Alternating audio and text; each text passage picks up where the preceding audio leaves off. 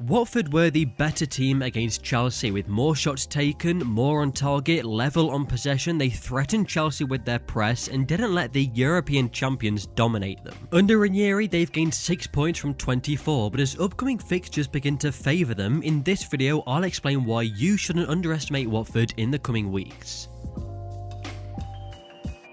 It was a questionable decision to sack Xisco earlier in the season, but what we've seen under Ranieri has been a lot more promising. He's brought in a high pressing system to the team where the formation sets them up to attack the opposition, whether that is in or out of possession. The clear difference comes in the pressing when out of possession though. When looking at successful pressures this season, Ranieri has averaged 4 successful pressures per 90 in comparison to Xisco's 2.8. On top of that, their top 6 matches for successful pressures this season have all been under Claudio Ranieri. After 2 months of Ranieri being in charge, the players are beginning to understand how to play a pressing system, and even very recently we've seen an improvement in their style. The matches against Manchester United and Chelsea are great examples of how they've tweaked their system against certain opposition. In these matches they attempted the least pressures in the defensive third. In the attacking third they still pressed heavily with 48 and 47 attempted in this area, but then when the opposition got the ball in more advanced areas, we've seen how Watford have sat back a little more and it has been effective. These 2 matches against Chelsea and Manchester United is where Watford have restricted the opposition to the least touches in their penalty area, keeping them at bay and not letting them dominate in dangerous areas. So this proves that their system of pressing high but not pressing as much in their own defensive third is creating a difficult scenario for the opposition. Ultimately, this season they are still without a clean sheet and they are the only team without one now, but improvement has been seen in this area.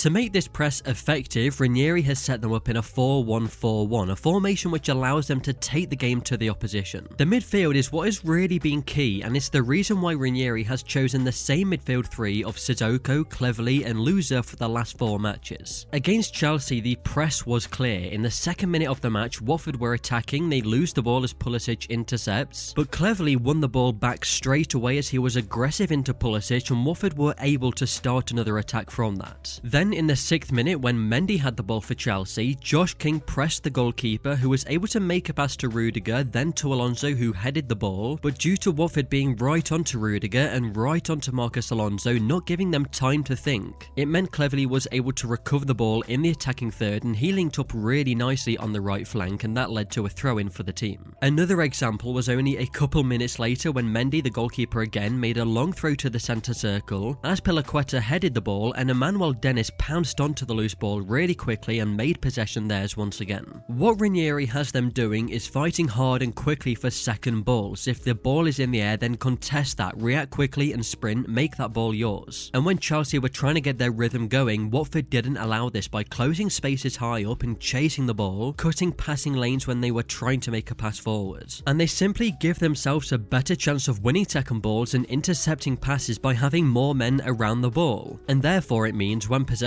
is won, there is more teammates to link up with as you try and build an attack. On average under Ranieri, they make 8.5 ball recoveries per 90 compared to 5.6 with Xisco. I'd say a key mental stat that Ranieri needs the players to have is anticipation, good anticipation to know where the ball's going to go, intercept that to start an attack. As we're on the road to 10,000 subscribers, if you could please consider clicking the subscribe button to push closer to that milestone, it seriously will be very much appreciated.